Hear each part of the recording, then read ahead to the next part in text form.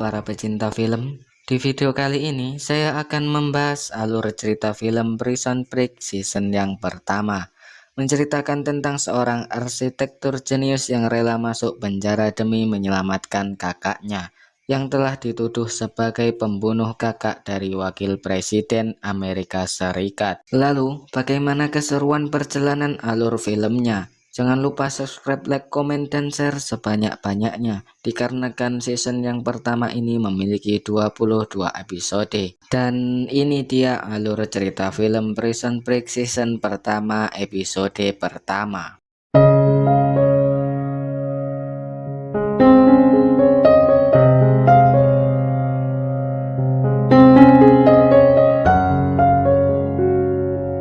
Di awal film, kita diperlihatkan tokoh utama dalam film ini yang bernama Michael Scofield bersama wanita seniman yang sedang menato dirinya. Selesai menato dirinya, ia kemudian pergi menuju ruangan, yang mana ruangan tersebut terdapat berkas-berkas yang harus ia musnahkan, agar misi yang akan ia jalani berjalan mulus.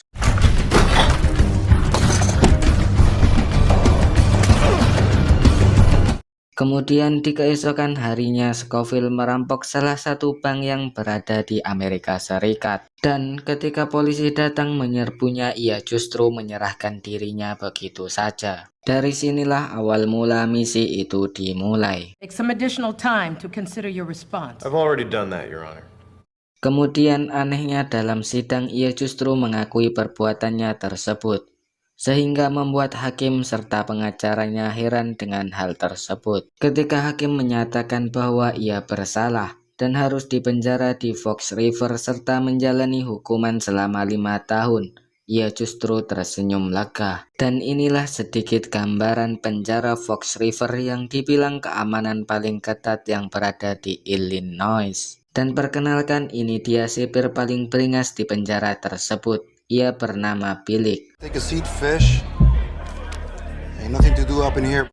Dan dia adalah teman satu sel Scofield. Dia bernama Fernando Sucre. Kemudian diperlihatkan pengacara Scofield serta mantan kekasih kakaknya yang bernama Veronica sedang berduaan dengan tunangannya yang bernama Bastian. Kembali di penjara, yang mana Scofield sedang mencari keberadaan kakaknya yang bernama Burroughs. Kemudian Sucre menanyakan kenapa ia pengen sekali bertemu dengan Burroughs. Because he's my brother. Dan di sini Sucre telah mengetahui bahwa Burroughs adalah kakak dari Scofield. Di sini Sucre juga memberitahu agar ia bisa bertemu kakaknya secara langsung dengan cara bergabung dengan PA, yaitu tahanan yang bekerja di penjara yang diketuai oleh John Abruzzi. John Abruzzi. John Abruzzi, John Abruzzi. Di dalam sel diperlihatkan Sucre yang sedang jatuh cinta.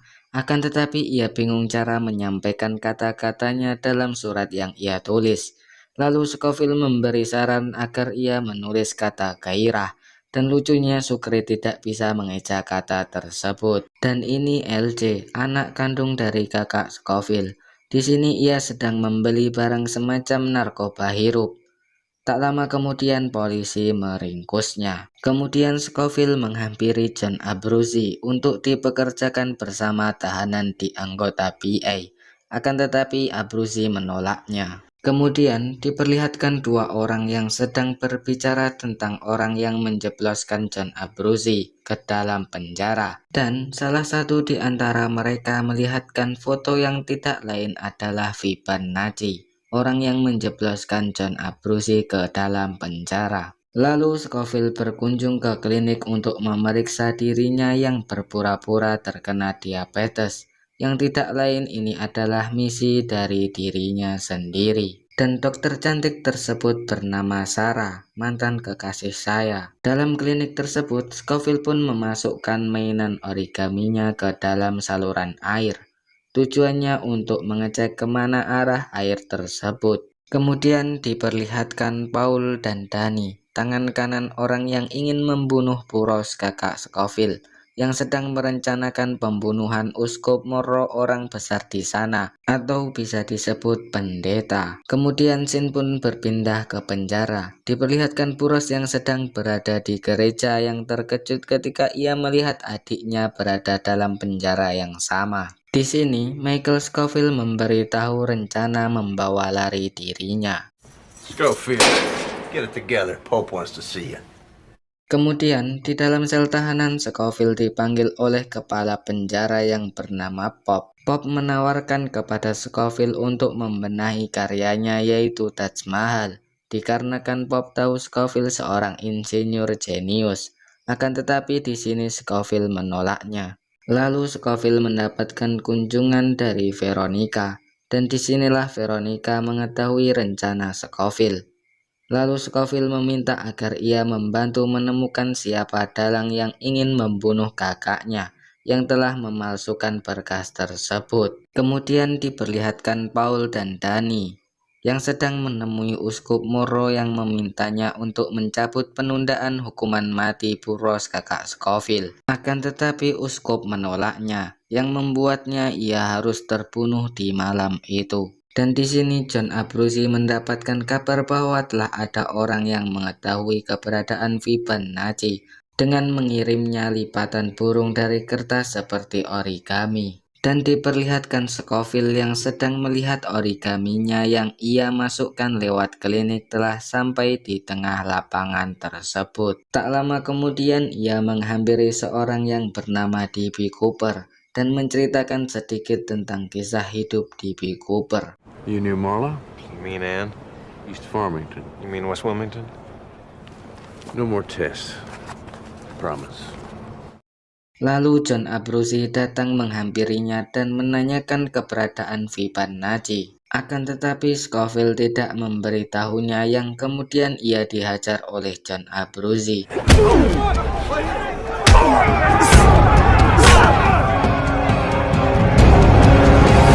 Setelah kejadian tersebut, ia dihukum 90 hari di pengasingan.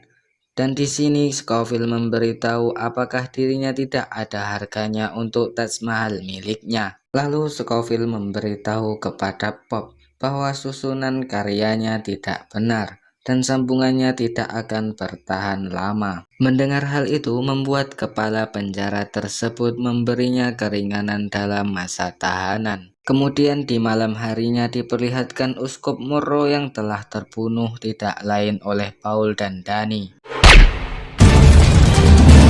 Di pagi harinya, LC mengunjungi ayahnya yang kemudian menunjukkan ekspresi kecewa dan ia pun pergi begitu saja. Dan diperlihatkan Sucre yang sedang menunggu kedatangan kekasihnya, yang pada akhirnya ia pun hilaf akan hal tersebut. There's just one thing.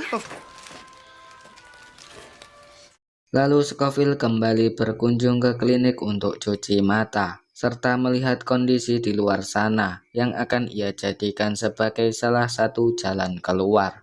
What's your name, Pugnac. Di sini Scofield menghampiri Synod untuk meminta mengambilkan obat insulin dikarenakan Synod apoteker berjalan milik tahanan. Dan di akhir episode ini Scofield pun akhirnya mendapatkan kartu prakerja PA dan bisa berbicara langsung dengan kakaknya.